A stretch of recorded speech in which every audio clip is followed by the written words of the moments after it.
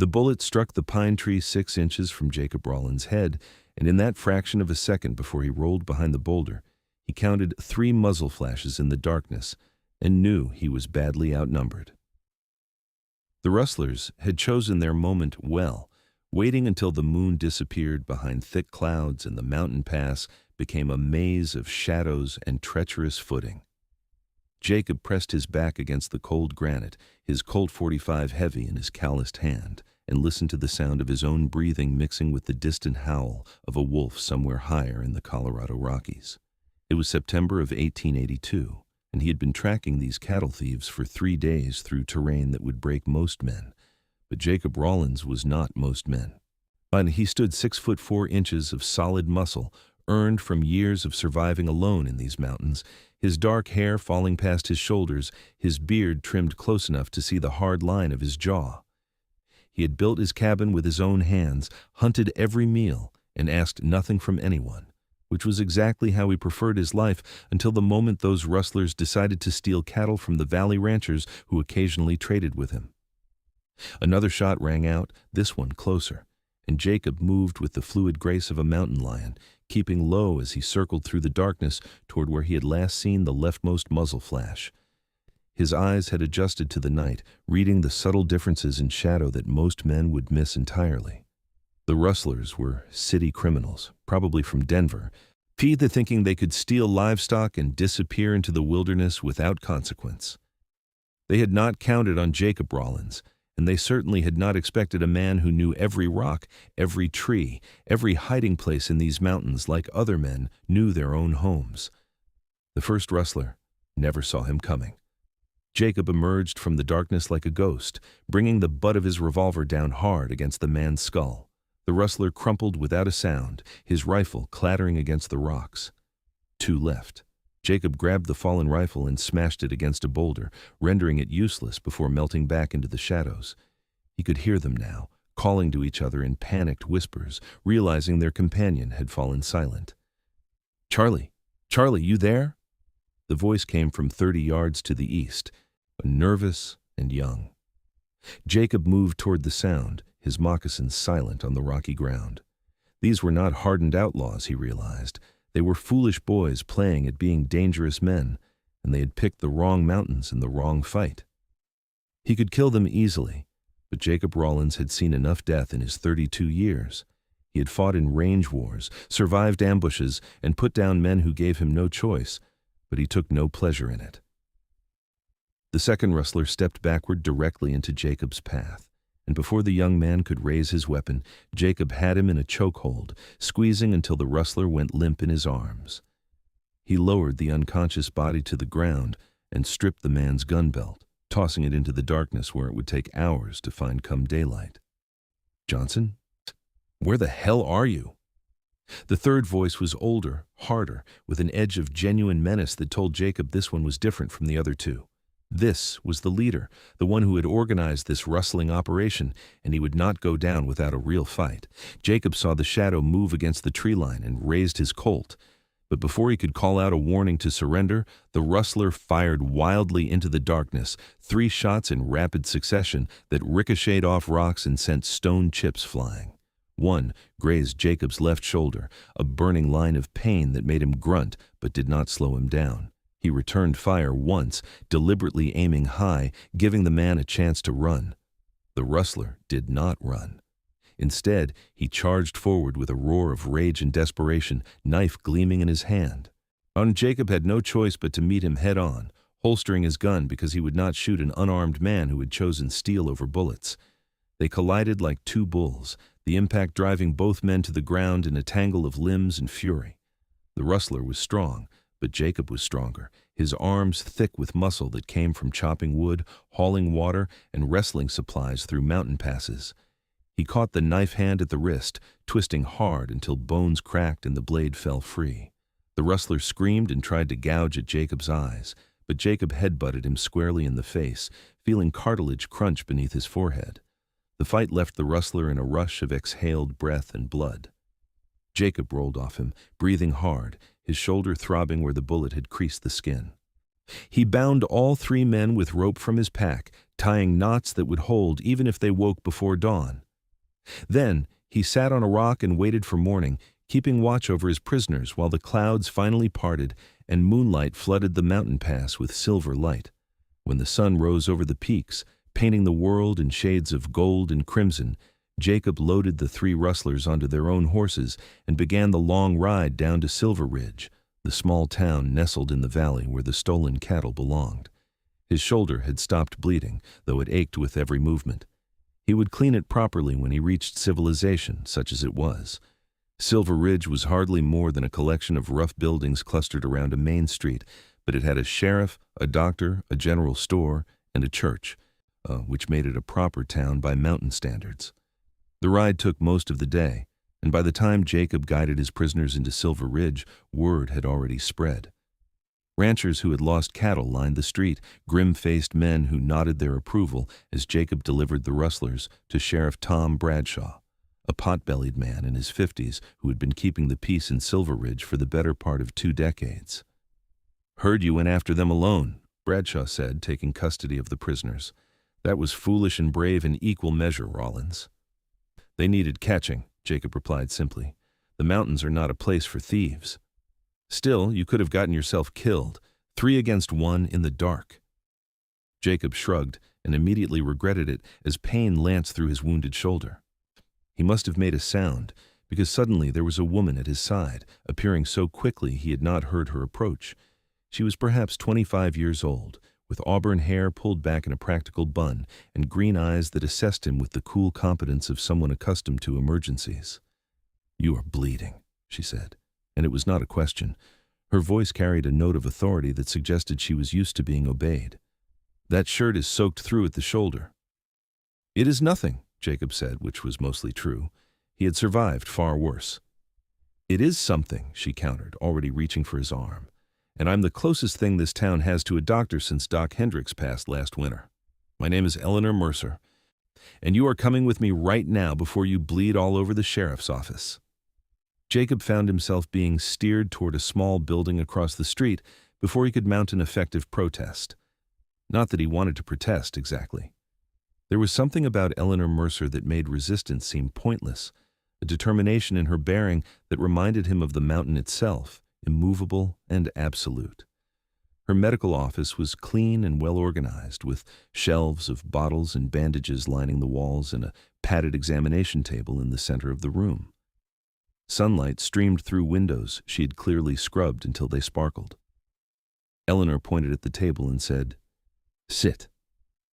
Jacob sat, feeling oddly like a child following his mother's instructions, though there was nothing maternal about the way Eleanor looked at him as she gathered supplies. Her hands were steady and sure as she helped him peel off his shirt, revealing the muscled expanse of his chest and arms, marked with the scars of a hard life. The bullet wound was a raw groove across the top of his left shoulder, ugly but not deep. "You are lucky," Eleanor said, cleaning the wound with whiskey that burned worse than the bullet had. Jacob gritted his teeth but made no sound. "Another inch and it would have shattered your collarbone. As it is, you will have another scar to add to your collection." "You disapprove of scars?" Jacob asked, watching her face as she worked. Up close, he could see the fine lines at the corners of her eyes, the dusting of freckles across her nose that suggested she spent time in the sun, despite the bonnet most women wore religiously. "I disapprove of unnecessary risks," Eleanor replied, threading a needle with practiced efficiency. 3 rustlers in the dark. The sheriff is right, you could have been killed. They needed to be stopped. And you needed to be the one to stop them? There was no one else who could have helped? Jacob considered this as she began stitching the wound, her touch surprisingly gentle despite her obvious irritation. "I know the mountains," he said finally. "Most men would have gotten lost or worse. So you are the hero of Silver Ridge, then?" There was a sardonic edge to her words that Jacob found oddly refreshing. Most people in town treated him with either fear or awe, on neither of which he particularly wanted. "I am a man who tracks rustlers," he said. "There is no heroism in it, just necessity." Eleanor tied off the final stitch and began wrapping his shoulder with clean bandages, her fingers brushing against his skin in a way that made him suddenly, acutely aware of how long it had been since anyone had touched him with kindness. Her hair had come slightly loose from its bun, and he caught the scent of lavender soap mixed with something sharper, medicinal. "You are very good at this," he said, surprising himself by speaking the thought aloud. She paused for just a moment, meeting his eyes. "I have had practice, too much practice, if I'm being honest. This town sees more than its share of gunshot wounds, knife fights, and stupidity." But there was something softer in her expression now, a hint of warmth breaking through the professional demeanor. "How did you come to be a doctor?" Jacob asked, genuinely curious. Female doctors were rare anywhere, and especially rare in rough frontier towns like Silver Ridge. Eleanor finished bandaging his shoulder before answering, putting away her supplies with meticulous care. "My father was a surgeon in Boston. He believed women were just as capable as men if given proper training, which was a controversial opinion even in enlightened circles. He taught me everything he knew, and when he died 3 years ago, I decided I needed a fresh start somewhere far from society's expectations and judgments." Silver Ridge seemed as far as one could reasonably go while still remaining in civilization. "And do you find it suits you, being so far from Boston?" She smiled then. It was a real smile that transformed her entire face. "I find it suits me perfectly, Mr. Rawlins, though I could do with fewer bullet wounds to stitch up." "Jacob," he said. "My name is Jacob." "Eleanor," she replied, "though everyone in town calls me Miss Mercer or Doc Mercer, depending on their level of comfort with having a female physician." "Eleanor," Jacob repeated, tasting the name. It was elegant and strong, like the woman herself. "Thank you for the doctoring. What do I owe you?" "Nothing," Eleanor said firmly. "You brought back the Rustlers, who have been terrorizing the local ranchers for weeks. Consider it payment for services rendered to the community." She hesitated, then added, "Though if you wanted to stop by in a few days so I could check that those stitches are healing properly, I would appreciate it. Infection is always a concern with wounds like that." Jacob found himself agreeing before he had consciously decided to do so. He collected his ruined shirt and shrugged into the spare one he kept in his saddlebags, then tipped his hat to Eleanor and stepped back out into the afternoon sunshine. The entire encounter had left him feeling off balance in a way that had nothing to do with blood loss and everything to do with green eyes and capable hands. He stopped at the general store for supplies, endured the effusive thanks of several ranchers who insisted on buying him drinks at the saloon, and finally escaped back toward his mountain cabin as the sun began its descent toward the western peaks. But as he rode, Jacob kept thinking about Eleanor Mercer and the way she had looked at him, not with fear or worship, but with something closer to exasperation mixed with curiosity. It was, he realized, the most interesting conversation he had had in years. 3 days later, Jacob found himself riding back down to Silver Ridge with the excuse that he needed more ammunition and salt pork, though his supplies were actually quite adequate.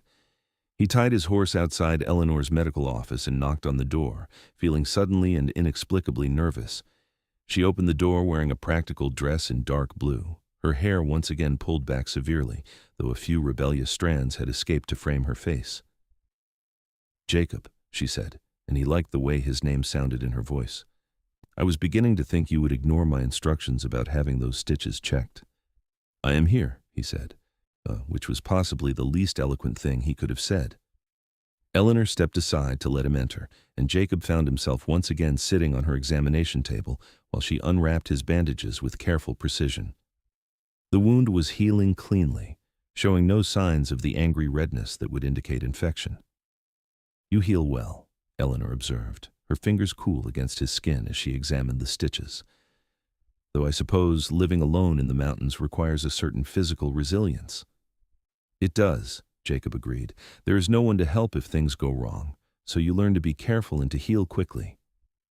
"Is it lonely?" The question was direct, catching him off guard.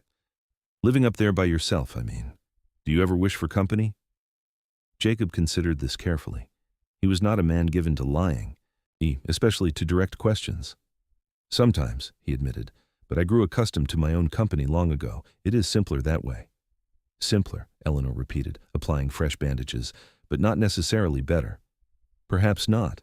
He watched her work, admiring the economy of her movements, the competence that radiated from her. "What about you? Is it lonely being the only doctor in Silver Ridge?" She laughed, though there was a note of sadness in it. Lonely. I barely have time to myself between patients and emergencies. But yes, I suppose in some ways it is lonely. The other women in town are not quite sure what to make of me. I'm too educated, too independent, too unwilling to conform to their expectations of proper feminine behavior. Why? And the men are either intimidated by me or think I am some sort of curiosity to be studied. I do not find you intimidating, Jacob said, then added honestly, though you are certainly intimidating when you are wielding a needle and thread. Eleanor smiled at that, tying off the fresh bandages. There. You're all set. Try not to get shot again in the immediate future, if you can manage it. I will do my best. Jacob stood, but found himself reluctant to leave. Eleanor, would you like to have dinner with me? There is a restaurant here in town, nothing fancy, but the food is decent. She looked surprised, her green eyes widening slightly. Are you asking me to dine with you, Jacob Rawlins? I am, if you would like to, if you are not too busy. I would like that very much, Eleanor said, and the genuine pleasure in her voice made something warm unfold in Jacob's chest. Give me a few minutes to close up the office and change into something more suitable. They ate at the Silver Ridge Hotel dining room, which was indeed nothing fancy, but served generous portions of roasted chicken, potatoes, and vegetables that had been brought up from the Valley Farms. Jacob felt awkward in the civilized setting, too aware of his rough clothing and calloused hands, but Eleanor seemed completely at ease, asking him questions about his life in the mountains with genuine interest. So you built your cabin yourself? She asked, cutting her chicken with precise movements. The entire structure? Everything, Jacob confirmed. Felled the trees, stripped the logs, notched them, raised the walls. It took the better part of 2 seasons, living in a tent while I worked. But it is solid and warm, and it is mine. That must be incredibly satisfying, creating something with your own hands. There was no condescension in her voice, only respect. I imagine most men could not do what you have done, surviving alone up there. Most men do not want to, Jacob said. They prefer the company of others, the comfort of towns and society. I understand that impulse. I just never felt it myself. After the range wars ended, and I had done things I am not proud of, I wanted peace and solitude more than anything. Eleanor reached across the table and placed her hand over his, a gesture so unexpected that Jacob almost pulled away. But he did not. He let her hand rest there, feeling the warmth of her skin against his. We all have things in our past we are not proud of, she said softly. The measure of a man is not what he has done, but what he chooses to do now. And you choose to help people, to stop rustlers, to make these mountains safer for everyone. That speaks well of you, Jacob. They talked long after their plates were cleared, about everything and nothing. Eleanor told him about growing up in Boston, about her father's radical ideas regarding women's education, about the scandal when she had insisted on studying medicine alongside the male students. Jacob found himself telling her things he had not spoken of in years, about the war that had never been officially declared, about choosing the wrong side in a range dispute and watching good men die for bad reasons. She listened without judgment, her green eyes steady on his face. And Jacob felt something shift inside him, some wall he had not even known he had built beginning to crack. When he finally walked her back to her office, which had living quarters attached, the moon was high and silver over the mountain peaks.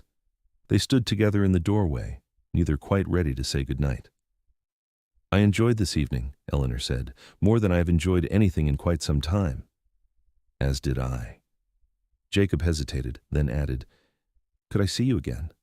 I mean, aside from medical emergencies?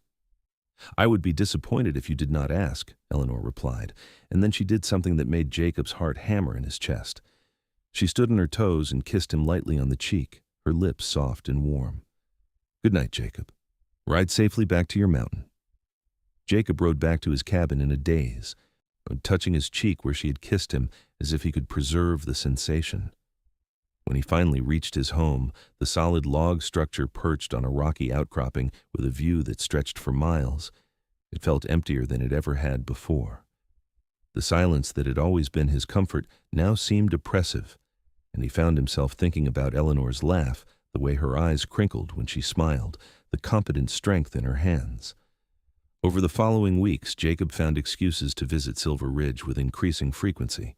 He brought Eleanor a haunch of venison he had hunted, claiming he had more meat than he could smoke before winter. She thanked him and invited him to stay for the stew she was making. He appeared with a bouquet of wildflowers from the high meadows, its rare alpine blooms that only grew above the tree line, and she arranged them in a jar on her desk with such care that he knew they meant something to her. They began taking walks together in the evenings when Eleanor's patient load was light, strolling the main street of Silver Ridge and then out along the creek that fed the valley. Jacob told her about the wildlife he saw in the mountains, the elk herds and mountain lions and the wolf pack that had denned not far from his cabin. Eleanor shared stories about her patients, the various ailments and injuries that came through her door, though she was always careful to preserve their privacy. "There is a woman in town, Mrs. Patterson, who is being beaten by her husband," Eleanor said one evening, her voice tight with frustration. "She comes to me with bruises she claims are from falling. But I know better. I have tried to help her, offered her a place to stay, but she is too frightened to leave him." Jacob felt anger kindle in his chest. "Has anyone spoken to the husband?" "The sheriff has warned him, but there is only so much the law can do when the wife refuses to press charges. It is her word against his, and society tends to believe the husband in such situations." Eleanor kicked at a stone in frustration. "Sometimes I hate how powerless I am to truly help people." "You help more than you know," Jacob said firmly. "Those stitches you gave me healed perfectly. You have probably saved dozens of lives with your skill. Just because you cannot solve every problem does not diminish the good you do." She looked at him then with such warmth that Jacob felt his breath catch. "You have a kind heart, Jacob Rawlins, for all that you pretend to be a solitary mountain man who needs no one." "Maybe I am tired of pretending," he said quietly. Eleanor took his hand, her fingers intertwining with his as they walked. It was a bold gesture for a respectable woman in public, but Eleanor had never much cared for respectability. Jacob held her hand carefully, as if she were something precious that might break, though he knew she was actually strong as mountain stone. Autumn deepened into early winter, and the first snows began to fall on the highest peaks. Jacob knew he should be preparing his cabin for the hard months ahead, stockpiling firewood and meat, but he found himself spending more and more time in Silver Ridge, more and more time with Eleanor. They had fallen into an easy rhythm, comfortable with each other in a way that felt both new and ancient, as if they had known each other far longer than a few months. One evening in late October, as they sat together on the steps of her office watching the sun paint the sky in shades of orange and purple, Eleanor said, "Tell me honestly, Jacob, what are we doing here? What is this between us?" Jacob had been dreading and anticipating this question in equal measure. He was not a man comfortable with feelings, had spent years avoiding emotional entanglements, but Eleanor deserved honesty. "I care for you," he said, the words feeling inadequate, "more than I have cared for anyone in longer than I can remember. When I am not with you, I think about you. When I am with you, I feel less alone than I have felt in years, but I do not know what that means or what you want from me." Eleanor turned to face him fully, her green eyes serious. "I care for you too, Jacob, deeply. But I need to know if this is real, if this is going somewhere, because I am not a woman who takes matters of the heart lightly. I have built a life here in Silver Ridge, a practice, a purpose. I'm not looking for a temporary diversion or a casual romance." "Neither am I," Jacob said. "Eleanor, I have been alone for so long that I forgot what it felt like to want to share my life with someone. But I want to share it with you. I want to wake up next to you and fall asleep beside you and know that you are there. The question is whether you could be happy living the kind of life I lead, so far from civilization." "Your cabin in the mountains?" Eleanor asked, and there was something bright and hopeful in her voice. "You would want me to come live with you there?" "I know it is a lot to ask. You have your practice here, your patients who need you. I would not ask you to give that up if it is not what you want. But yes, I want you with me, Eleanor. I want to marry you if you will have me." The proposal came out more bluntly than he had intended, without romance or pretty words, but it was honest and from the heart. Eleanor stared at him for a long moment, and Jacob felt his chest tighten with fear that he had misread everything, that she would refuse, that he had been a fool to hope. Then she smiled, that brilliant smile that transformed her face, and said, Yes. Yes, Jacob. I will marry you. And before you worry about my practice, you should know that I have been thinking about this for weeks. I could ride down to Silver Ridge twice a week to see patients and handle emergencies as they arise. The town would survive with a part-time doctor, and I would have the rest of my time in the mountains with you, if you are willing to share your solitude with me. Jacob pulled her into his arms, kissing her with all the pent-up longing of the past months. She kissed him back just as fiercely, her hands tangling in his long hair, and when they finally broke apart, they were both breathing hard. When? Eleanor asked, her voice slightly unsteady. When should we marry? As soon as possible, Jacob said. Tomorrow, if the circuit preacher is in town. She laughed. He is not, but he will be here next week. That gives me time to arrange things with my patients and pack what I need.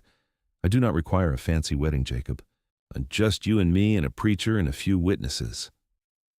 They were married the following Saturday in the small church at the edge of Silver Ridge, with Sheriff Bradshaw and the general store owner serving as witnesses. Eleanor wore a simple dress in cream-colored wool, her hair loose around her shoulders for the first time Jacob had ever seen, and he thought she was the most beautiful thing he had ever witnessed. He had bought a new shirt for the occasion and trimmed his beard, feeling awkward and formal, but happier than he had any right to be. The circuit preacher, a weathered old man named Reverend Williams, who had been marrying couples and burying the dead across Colorado for 30 years, pronounced them man and wife with genuine warmth in his voice. You may kiss your bride, Mr. Rawlins. Jacob cupped Eleanor's face in his hands and kissed her gently, mindful of their audience, but unable to fully restrain the depth of feeling he had for this woman. When they broke apart, Eleanor was blushing prettily, and the small gathering of townspeople who had come to witness the ceremony applauded. They spent their wedding night in the hotel, the fanciest accommodation Silver Ridge had to offer, which meant clean sheets and a door that locked. Jacob was nervous in a way he had not expected, afraid of somehow disappointing this woman who had chosen to bind her life to his. But Eleanor came to him without hesitation or shyness, helping him out of his new shirt with steady hands, running her fingers over the scars that marked his chest and arms. You are beautiful, she whispered. And Jacob laughed because no one had ever called him beautiful before. But the way she looked at him, with desire and love and acceptance, made him feel like perhaps he could be. They came together with a passion tempered by tenderness, learning each other's bodies with care and curiosity. Jacob had been with women before, but never like this, never with someone he loved with his whole heart. Eleanor was bold and giving, unafraid to show him what she wanted, and when they finally lay tangled together in the aftermath, both breathing hard and covered in a sheen of sweat. Despite the cool night air, Jacob felt complete in a way he never had before. I love you, he said, the words coming easier than he had expected. I know I am not eloquent or romantic, but I love you, Eleanor, with everything I am. She turned in his arms to face him, her hair spread across the pillow like a copper waterfall. I love you too, Jacob, and you are more romantic than you realize. You just show it in different ways than poets and balladeers. They spent 2 more days in Silver Ridge, allowing Eleanor to finalize arrangements with her patients and transfer the most critical cases to a traveling doctor who passed through monthly. Then, they loaded her belongings onto a pack mule and began the journey up to Jacob's cabin in the high country. The ride took most of a day, climbing through pine forests and across rocky slopes where the air grew thin and cold. Eleanor rode with easy competence, clearly comfortable on horseback, and Jacob felt a surge of pride watching her navigate the difficult terrain without complaint. This was no delicate city woman who would wilt at the first hardship. For this was Eleanor, his wife, strong and capable and perfectly suited to the life he was offering her.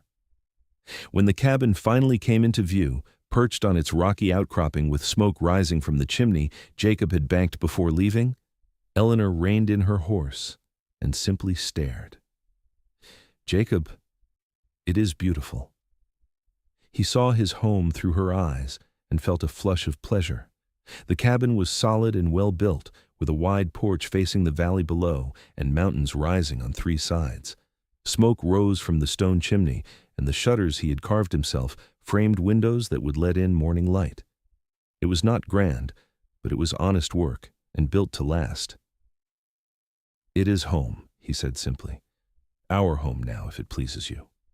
It pleases me very much, Eleanor assured him, dismounting and walking up the porch steps with the confidence of someone claiming what was hers by right.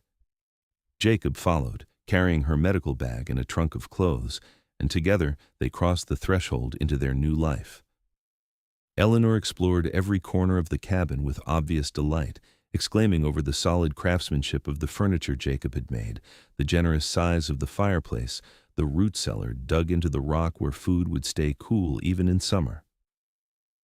The main room served as living space and kitchen, with a smaller bedroom adjoining it and a loft above for storage. It was simple and practical, but Eleanor seemed genuinely enchanted. I can work here, she said, pointing to the wide table near the window. When I am not seeing patients in town, I can study my medical texts and prepare supplies. And we could add a small room here off the side for storing medical equipment, so I'm always ready for emergencies. We can build anything you need, Jacob assured her, pulling her into his arms. This is your home now, Eleanor. Change whatever you like. I like it exactly as it is, she said, kissing him, though perhaps we should make sure the bed is comfortable for purely practical reasons. They christened the bed thoroughly, and then again in the morning when they woke tangled together with sunlight streaming through the window. Jacob cooked breakfast over the fire, thick slices of bacon and eggs from the chickens he kept in a coop behind the cabin, and they ate together at the table while Eleanor peppered him with questions about his daily routine, the chores that needed doing, how he managed through the harsh winters. There's more work than one person can easily handle, Jacob admitted. I have been managing, but there are things I have let slip, improvements I have put off because I did not have the time or energy. With two of us, we can do more. Good, Eleanor said firmly. I did not come here to be idle. Put me to work, husband. So he did. Over the following weeks, they fell into a rhythm of shared labor that felt as natural as breathing. Eleanor proved to be skilled at hunting small game, bringing in rabbits and grouse to supplement their larder. She helped Jacob split firewood for winter, her aim true with the axe despite her smaller size. Together, they rode down to Silver Ridge twice a week so Eleanor could see her patients, staying overnight at her old office which she had kept for precisely that purpose. The townspeople adjusted quickly to the new arrangement, and Eleanor's patients seemed unconcerned that their doctor now divided her time between mountain and valley.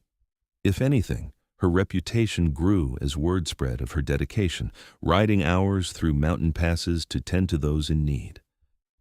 November brought the first real snowstorm, 3 days of heavy flakes that buried the world in white silence. Jacob and Eleanor stayed inside, keeping the fire high and the cabin warm, making love in their bed and talking for hours about everything and nothing.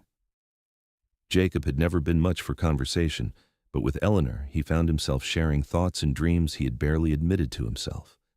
She listened with her whole attention, occasionally asking questions that made him think more deeply about his own motivations and desires. "Do you ever want children?" she asked one night as they lay together, the only light coming from the glowing embers in the fireplace. Jacob considered this carefully. He had never thought much about fatherhood, had assumed it was not part of his destiny as a solitary mountain man. But things were different now. "I think I do," he said slowly. "With you, I want children. I want to teach them about the mountains, to show them how to survive and thrive in this wild place. I want to watch them grow up strong and capable, like their mother." Eleanor smiled in the darkness, her hand finding his. "I want that too. Though I will warn you, I will insist they also learn to read and write and do mathematics. Survival skills are important, but so is education." "Fair enough," Jacob agreed. "I can teach them to track and hunt. You can teach them everything else." "Deal," Eleanor said, sealing it with a kiss. Winter deepened and the snow piled high around the cabin. Jacob and Eleanor were snowed in for weeks at a time, but neither minded. They had food in the root cellar, firewood stacked high, and each other's company. Eleanor read aloud from books she had brought from Boston, introducing Jacob to poetry and philosophy he had never encountered. He taught her to recognize animal tracks in the snow, to predict the weather by the behavior of the birds, to move through the wilderness with the silence and efficiency of a predator. In late December, Eleanor realized she was pregnant. She told Jacob on Christmas morning, a gift more precious than anything he could have imagined. He gathered her into his arms with a gentleness that belied his size, one large hand resting protectively on her still flat stomach. "Are you certain?" he asked, voice thick with emotion. "I'm a doctor, remember?" Eleanor said, laughing through tears of joy. "I'm very certain. We will have a baby come summer, Jacob. A son or daughter to fill this cabin with noise and laughter." Jacob kissed her deeply, then pulled back to look into her eyes. "I will build a cradle, and we should add that extra room we talked about, make it a proper nursery. And I need to stockpile more meat. Make sure we have everything you need." "Jacob, we have months," Eleanor said, amused by his sudden urgency. "There is time to prepare, but yes, a cradle would be wonderful. And I will need to make arrangements with the traveling doctor to be nearby when my time comes, just in case there are complications." The winter passed in a blur of preparation. Jacob worked on the nursery addition with single-minded focus, determined to have it finished before spring thaw. Eleanor sewed baby clothes from soft fabric she had brought from town, her hands moving with practiced skill as she created tiny garments for the child growing inside her. Her pregnancy was relatively easy, with only mild morning sickness in the early months, and she continued to ride down to Silver Ridge for her patients until the snow became too treacherous even for someone as skilled as she was.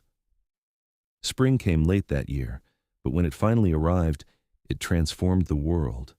Snow melted to reveal green meadows full of wildflowers, and elk appeared with their newborn calves, all legs and spots.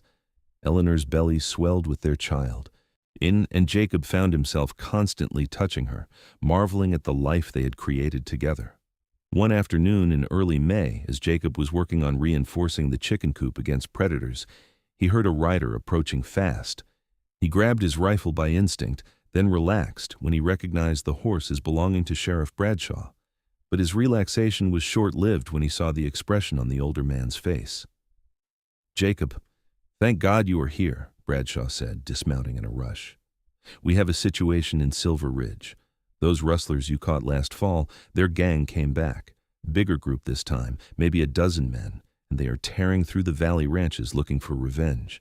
They have already killed 2 ranch hands and burned the Patterson place to the ground." Jacob felt cold fury settle over him. "Mrs.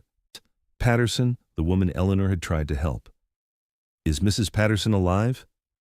"Barely. Her husband died trying to fight them off, and she is hurt bad. We need Eleanor to come quick, and we need every man who can shoot to help defend the town. I have got a posse forming, but we are outnumbered and outgunned." Jacob was already moving, gathering weapons and ammunition. Eleanor appeared in the doorway, having heard every word. "I will get my medical supplies." "No," Jacob said firmly. "You are staying here. It is too dangerous, and you are carrying our child." Eleanor's eyes flashed with anger. "Mrs. Patterson is dying, and I am the only person with the skill to save her. I am coming, Jacob, and you cannot stop me."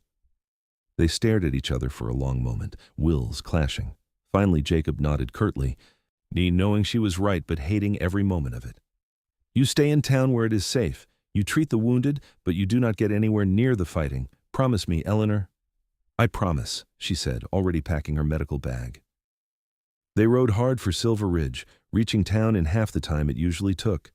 The main street was barricaded, with armed men behind overturned wagons and sandbags. The townspeople had clearly been preparing for a siege, women and children evacuated to the church basement, while every man capable of holding a gun stood ready. Eleanor went immediately to Mrs. Patterson, who had been carried to the medical office. Jacob followed, needing to see what they were up against. Mrs. Patterson was unconscious, her breathing shallow, with burns covering her arms and a bullet wound in her side. Eleanor examined her with swift efficiency, then looked up at Jacob with grim determination. "I can save her, but I need time, several hours at least. Can you give me that time?" "I will give you whatever you need," Jacob promised. He kissed her once, hard and desperate, then headed out to join the defenders. Sheriff Bradshaw had organized the men into defensive positions covering all approaches to town. Jacob took up position on the roof of the general store, his rifle steady in his hands. He had a clear view of the valley road where the rustlers would most likely approach, and he settled in to wait with the patience learned from years of hunting. The attack came at dusk, riders appearing out of the growing shadows with guns blazing.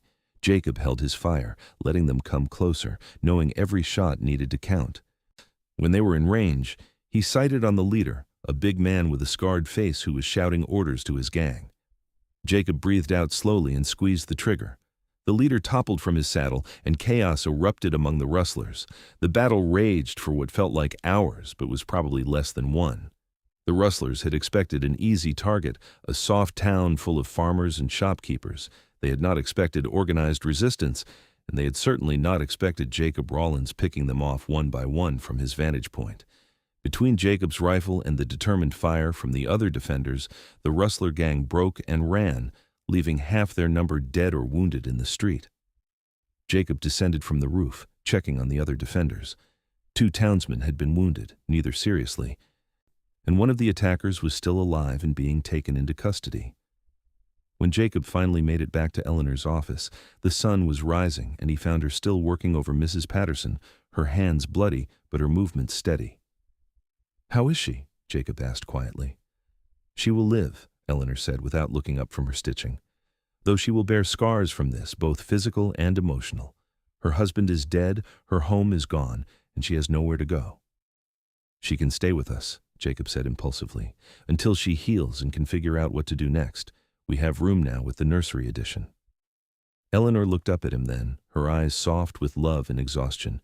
"You are a good man, Jacob Rawlins. Yes, we will take her in, but first I need to finish here and make sure she is stable." Jacob waited, decleaning his rifle and trying not to think about how close he had come to losing Eleanor, how easily a stray bullet could have found her despite her promise to stay away from the fighting. When she finally finished, and Mrs. Patterson was sleeping peacefully, he pulled Eleanor into his arms and held her tight enough that she made a small sound of protest. "I was terrified," he admitted against her hair.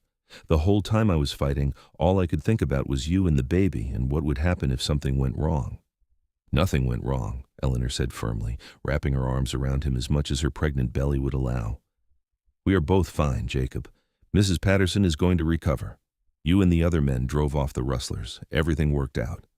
"This time," Jacob said, "but Eleanor, I cannot lose you. If something happened to you or our child, I would not survive it." She pulled back to look at him, her green eyes fierce. "Then you understand exactly how I felt watching you ride off to fight a gang of murderers.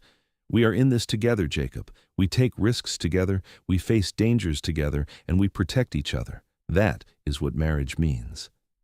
He kissed her then, pouring all his fear and love and relief into the contact. Around them, Silver Ridge began to stir as townspeople emerged to survey the damage and begin the work of recovery. But for that moment, there was only Eleanor and Jacob, and the certainty that they would face whatever came next as a unit, unbreakable and strong. They brought Mrs. Patterson back to the cabin once she was stable enough to travel, making the journey slowly and carefully over the course of 2 days. She was quiet and withdrawn, still processing the trauma of what had happened, but Eleanor was patient with her, talking softly about healing and the future, and the fact that survival was sometimes the bravest thing a person could do. Over the following weeks, Mrs. Patterson slowly began to recover both physically and emotionally. She helped Eleanor with cooking and cleaning despite her injuries, needing to feel useful. Jacob treated her with quiet courtesy, never pushing but making it clear she was welcome in their home for as long as she needed. One evening, as they all sat around the dinner table, Mrs. Patterson said hesitantly, "I wanted to thank you both for everything you have done for me. You saved my life and given me a place to heal. I do not know how I can ever repay you." "You do not need to repay us," Eleanor said firmly. "You needed help and we were able to provide it. That is what neighbors do for each other." "Still," Mrs. Patterson said, "I want to contribute something. I was thinking, when your baby comes, you will need help. I am good with infants, and I could stay on as a sort of nursemaid if you would have me. I have no other family, no place to return to. I could make myself useful here." Jacob and Eleanor exchanged glances, a silent conversation passing between them. Then Eleanor smiled and reached across the table to take Mrs. Patterson's hand. "We would be honored to have you stay with us, Rachel. Not as a servant or employee, but as part of our family. This cabin can get lonely in the winter, and having another woman here will be good for all of us." Rachel Patterson's eyes filled with tears, and she nodded wordlessly. It was settled. They would be an unconventional household, but then Jacob and Eleanor had never been conventional people. Summer arrived in full glory, the high meadows exploding with wildflowers and the days stretching long and warm. Eleanor's pregnancy progressed without complications, though the heat made her uncomfortable, and she spent much of her time resting in the shade of the porch. Jacob and Rachel managed most of the heavy work, and despite the difference in their situations, they developed an easy camaraderie. In mid-July, on a day when the temperature climbed into the 90s despite the altitude, Eleanor went into labor. The traveling doctor had arrived 2 days earlier and was staying in the cabin, prepared for any complications. Rachel boiled water and gathered supplies, moving with the calm efficiency of someone who had assisted at many births before. Jacob found himself relegated to waiting outside, pacing the porch like a caged animal while the sounds of Eleanor's labor filtered through the cabin walls. Every cry of pain made him flinch, and he had to physically restrain himself from bursting through the door to demand they do something to help her. But he knew Eleanor was strong, knew she was in capable hands, so he waited and prayed to a God he was not entirely sure he believed in. The sun was setting when he finally heard a new sound, the thin wail of a newborn infant. Jacob's heart stopped, then started again in double time. He was moving toward the door when Rachel appeared, her face tired but smiling. "You have a son," she announced, "a healthy boy with a good set of lungs, and Eleanor is fine, exhausted, but fine. You can come in now." Jacob entered the cabin to find Eleanor propped up in bed, looking pale and sweaty, but radiantly happy. In her arms was a tiny bundle wrapped in one of the blankets she had sewn, and when Jacob approached, she pulled back the fabric to reveal their son. He was red-faced and squalling, with a shock of dark hair and miniature fists that waved in the air. "Jacob, meet your son," Eleanor said softly. "Would you like to hold him?" Jacob had handled wild animals, broken horses, fought in deadly battles, but nothing had prepared him for the terror of holding his newborn child. He took the baby with exaggerated care, as if he were made of glass, and looked down into the tiny face. His son's eyes were screwed shut against the world, but even so, Jacob could see Eleanor in the shape of his nose, the set of his mouth.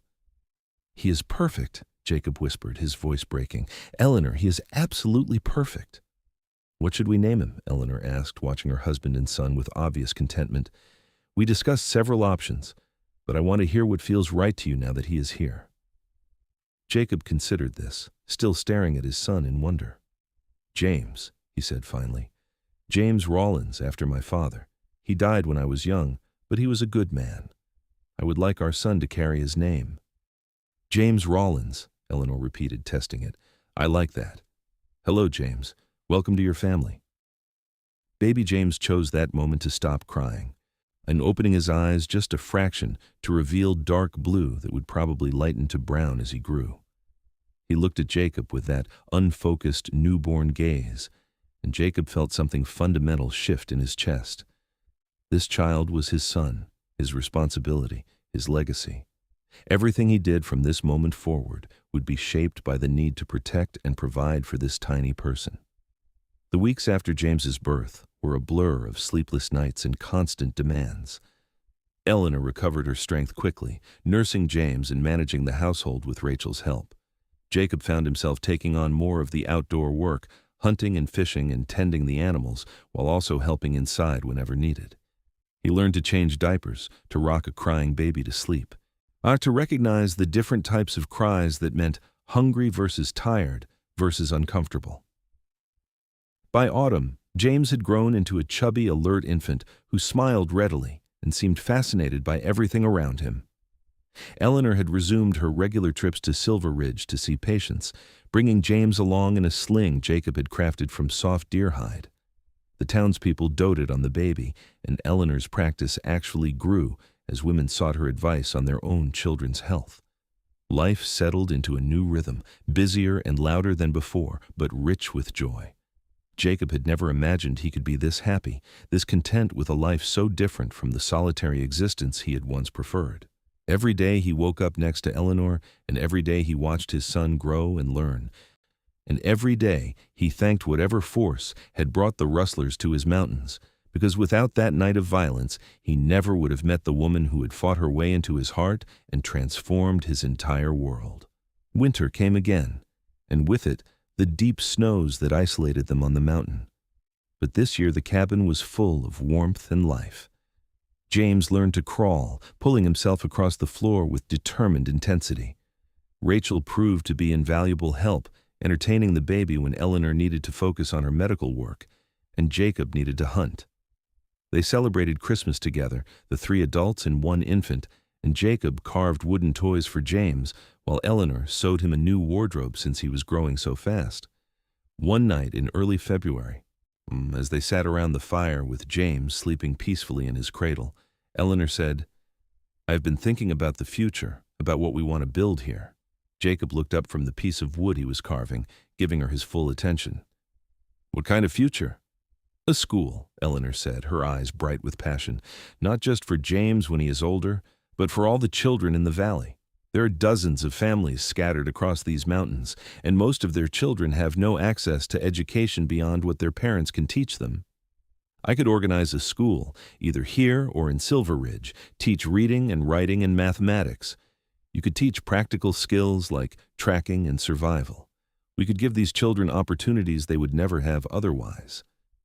Jacob considered this carefully, and it was ambitious, perhaps even foolhardy, but it was also exactly the kind of project Eleanor would throw herself into with complete dedication. "It would be a lot of work," he said slowly, "and we would need a proper building, supplies, books." "We would," Eleanor agreed. "But I think we could do it, Jacob. Between my practice and your hunting, we have enough income to start saving. And I think the community would support us. Everyone wants better for their children." "Then we will build a school," Jacob decided. "But not until James is older and we have more time. For now, we have enough to manage with a baby and a homestead and your patience." Eleanor nodded, satisfied. "I can wait.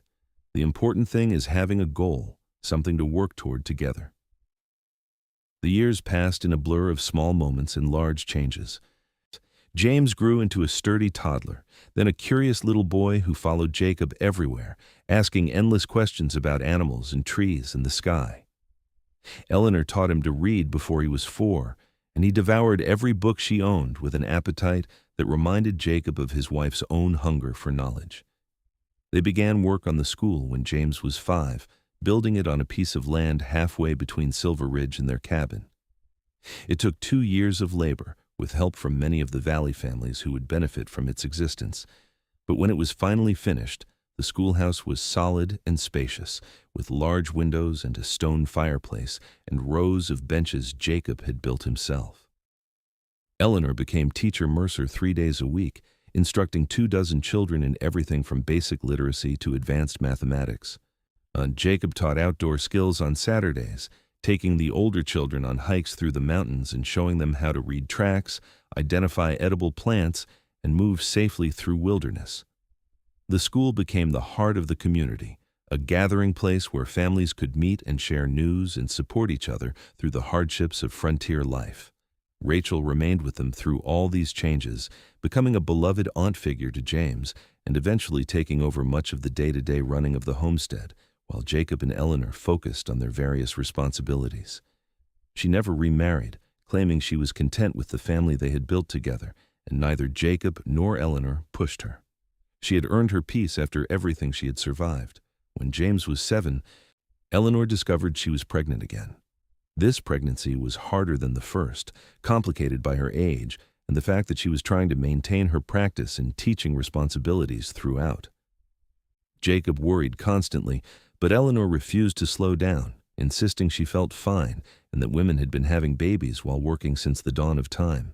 She went into labor during a late spring snowstorm 3 weeks earlier than expected. The traveling doctor was snowed in 2 valleys over, unreachable, so it fell to Rachel to assist with the birth while Jacob paced and prayed just like he had with James. This time the labor was longer, more difficult, and Jacob could hear the strain in Eleanor's voice as the hours stretched on. When Rachel finally emerged, her expression was serious. "The baby is breech, and Eleanor is trying to turn it, but she is exhausted. Jacob, I need you to be prepared for the possibility that we might lose one or both of them." Jacob felt the world drop out from under him. No. There has to be something we can do, some way to help her. There is, Rachel said quietly, but it is risky. Eleanor is going to try to reach in and turn the baby manually. It is incredibly painful and dangerous, but it is the only chance. I will need you to hold her still and keep her calm. Jacob entered the bedroom to find Eleanor drenched in sweat, her face twisted in pain. When she saw him, something in her expression softened. Jacob, I need you to be strong for me. This is going to hurt worse than anything I have ever experienced, but I have to do it or our baby will die. Tell me what you need, Jacob said, taking her hand. Hold my shoulders down. Do not let me move no matter how much I scream. And tell me you love me, because I need to hear it. Jacob positioned himself behind her, his hands gentle but firm on her shoulders. I love you, Eleanor Rawlins, more than mountains, more than sky, more than my own life. You are the strongest person I have ever known, and you can do this. Our baby needs you to do this. What followed was the longest half hour of Jacob's life. Eleanor screamed and thrashed against his hold, but he did not let go, murmuring constant reassurances and encouragement. Rachel worked with swift efficiency, following Eleanor's gasped instructions, and finally, there was a shift and Eleanor sobbed with relief. The baby is turned, Rachel announced. Now we need to get it out quickly. The rest happened in a blur. Eleanor pushed with the last reserves of her strength, and then there was a baby's cry, thin and weak, but there. Jacob looked over Eleanor's shoulder to see Rachel holding a tiny, bloody infant, smaller than James had been, but alive and crying. A girl, Rachel said, wrapping the baby quickly to keep her warm. You have a daughter, Eleanor. Eleanor sagged back against Jacob, utterly spent. He held her carefully, stroking her hair back from her face, while Rachel cleaned and checked the baby. Finally, Rachel brought the infant over, placing her in Eleanor's arms. Their daughter was tiny, with a cap of red hair and a scrunched-up face that looked indignant at the entire birthing process. She had stopped crying and was now looking around with evident confusion at this strange new world. She is beautiful, Eleanor whispered, the tears streaming down her face. Jacob, look at her hair. She's going to look just like me. Then she will be the most beautiful girl in the territory, Jacob said, his own voice rough with emotion. What should we name her? Eleanor thought for a moment, then smiled. Sarah, after my mother, Sarah Rawlins. Welcome to the family, Sarah, Jacob said softly, touching his daughter's tiny hand with one finger. She gripped it reflexively, her whole fist barely wrapping around his fingertip, and Jacob felt his heart expand in a way he had not thought possible. He had already loved James with everything in him, but now there was more love, an endless well of it for this tiny new person. Sarah's birth marked a turning point for their family. Eleanor took several months off from teaching to recover and bond with the baby. During that time, Jacob realized just how much she had been pushing herself. She had been trying to be everything to everyone, doctor, teacher, mother, wife, and it had nearly cost her everything. They had a long, honest conversation about priorities and limitations, and together they decided to scale back. Eleanor would continue seeing critical patients, but would refer others to the traveling doctor. She would teach at the school 2 days a week instead of 3. The rest of her time would be devoted to their family and her own health. James was fascinated by his baby sister, constantly wanting to hold her and help take care of her. Jacob watched his son carefully cradling Sarah, speaking to her in a gentle voice, and felt a swell of pride. They were raising good humans, children who were kind and curious and strong. The years continued their inexorable march forward. Sarah grew into a fiery, independent little girl who climbed trees and caught frogs and absolutely refused to wear dresses if she could help it. James became a skilled tracker and hunter, spending long days in the mountains with his father and coming home with stories of the animals they had seen and the places they had explored. Eleanor continued to teach and practice medicine, finding a balance that kept her fulfilled without exhausting her. Rachel aged gracefully, her hair going gray and her face lining, but her spirit remaining strong. Jacob realized one day when he was 45 and Eleanor was 43 that they had built something remarkable. Not just a family, though that would have been enough, but a true community in these wild mountains. Into the school-educated children who would have otherwise grown up illiterate. Eleanor's medical practice had saved countless lives. The example of their unconventional but loving household had shown people that families could take many forms and still be strong. One evening, sitting on the porch and watching the sunset paint the mountains in shades of gold and crimson, Eleanor leaned against his shoulder and sighed contentedly. Did you ever imagine your life would turn out like this? When you were living alone in this cabin fighting rustlers in the dark? Jacob wrapped his arm around her, pulling her close. Never. I thought I would live and die alone on this mountain, and I had made peace with that. Then you walked into my life, all determination and green eyes and refusal to back down, and everything changed. You fought your way into my heart, Eleanor, every single day until I could not imagine existing without you.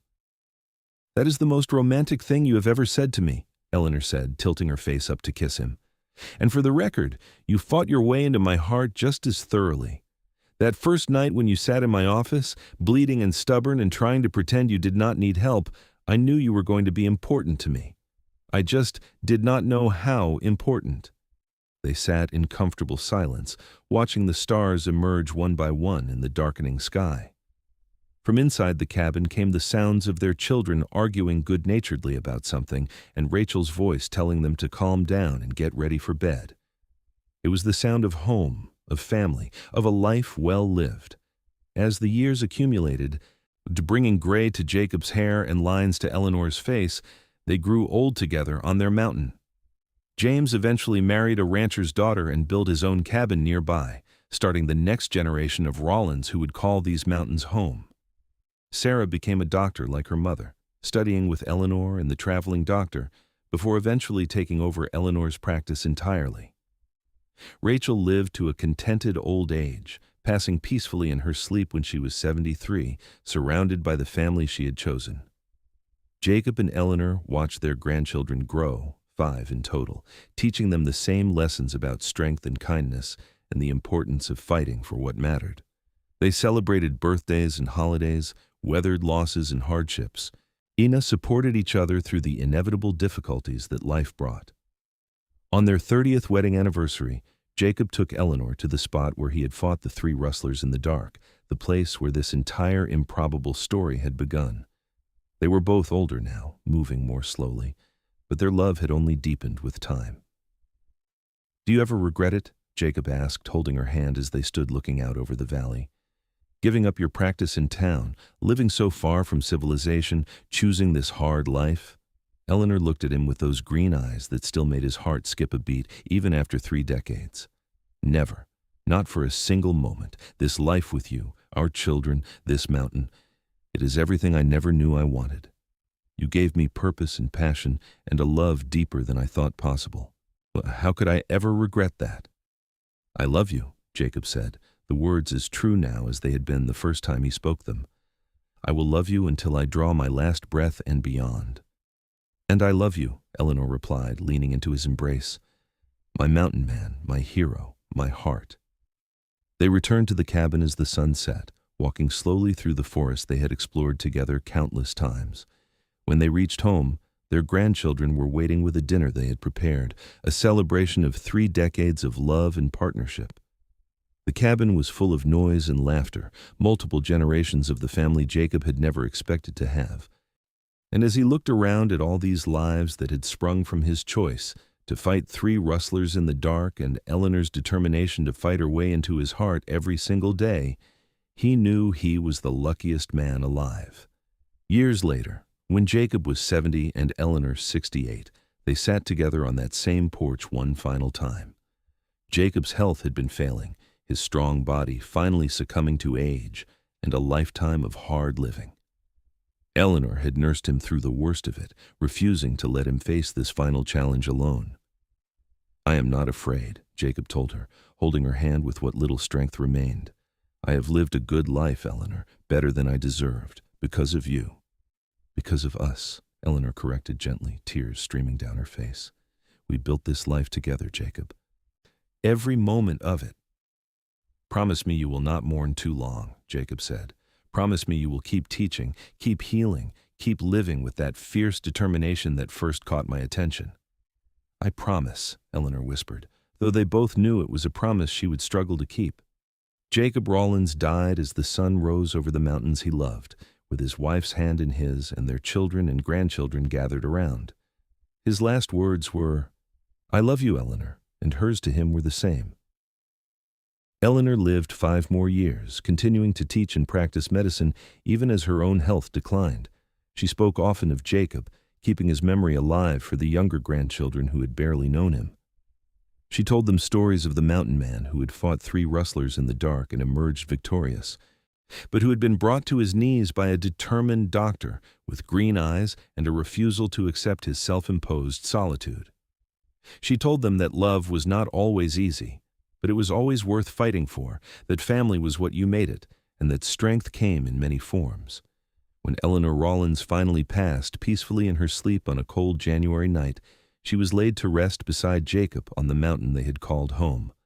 Their children and grandchildren stood in the snow and spoke of love that transcended death, of a partnership that had changed countless lives, of a legacy that would continue for generations. The cabin still stands on its rocky outcropping, maintained by descendants who understand its significance. The school Eleanor founded continues to educate mountain children, expanded now, but still operating on the principles she established. The medical practice has been passed down through 3 generations of Rawlins doctors. And the story of Jacob and Eleanor, the mountain man and the doctor who fought their way into each other's hearts, is told and retold around fires and dinner tables. A reminder that sometimes the greatest adventures begin in the darkest moments, and that love, when fought for with everything you have, can transform the world.